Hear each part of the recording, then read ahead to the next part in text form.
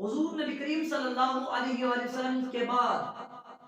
تمام صحابہ کرام رضوان اللہ تعالی علیہم اجمعین پر جس ہستی کو فوقیت اور افضلیت حاصل ہے وہ سیدنا صدیق اکبر رضی اللہ تعالی عنہ آپ کی ہستی ہے، اور اس پر تمام صحابہ کرام تابعین رضوان اللہ تعالی علیہم اجمعین کا اجماع ہے، اور اکثر مفسرین فقہاء محدثین کا بھی اس بات پر اتفاق ہے۔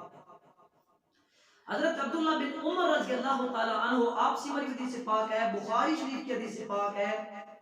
وہ فرماتے ہیں کہ ہم حضور نبی کریم صلی اللہ علیہ وآلہ وسلم کے زمانے میں ہی سیدنا صدیق اکبر رضی اللہ تعالی عنہ آپ کو سب سے افضل سمجھتے تھے، پھر اس کے بعد سیدنا عمر بن خطاب رضی اللہ تعالی عنہ آپ کو افضل سمجھتے تھے، پھر ان کے بعد حضرت عثمان غنی رضی اللہ تعالی عنہ آپ کو افضل سمجھتے تھے۔ حضرت محمد بن حنفیہ حضرت مولا علی پاک رضی اللہ تعالی عنہ آپ کے بیٹے ہیں، آپ سے مروی حدیث پاک بخاری شریف کی حدیث پاک ہے، آپ فرماتے ہیں میں نے اپنے ابا جی حضرت مولا علی پاک رضی اللہ تعالی عنہ سے پوچھا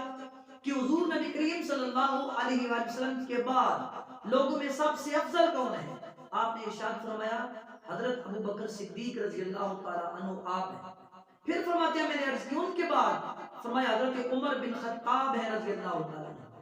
آپ فرماتے ہیں پھر مجھے خوف لاحق ہوا کہ کہیں آپ حضرت عثمان غنی رضی اللہ تعالی عنہ آپ کا نام نہ لے لیں، تو پھر میں نے عرض کی پھر ان کے بعد آپ ہیں، تو حضرت مولا علی پاک فرماتے ہیں ما آنا الا رجل من المسلمین، فرمایا میں تو عام مسلمانوں میں سے ایک مسلمان ہوں۔ آپ نے عاجزی اور انکساری کا اظہار کیا۔ تو اس حدیث پاک سے بھی پتہ چلا حضرت مولا علی رضی اللہ تعالی عنہ آپ کے ہاں آپ کے نزدیک بھی جس ہستی کو فوقیت اور افضلیت حاصل تھی وہ سیدنا صدیق اکبر رضی اللہ تعالی عنہ آپ کی ہستی ہے۔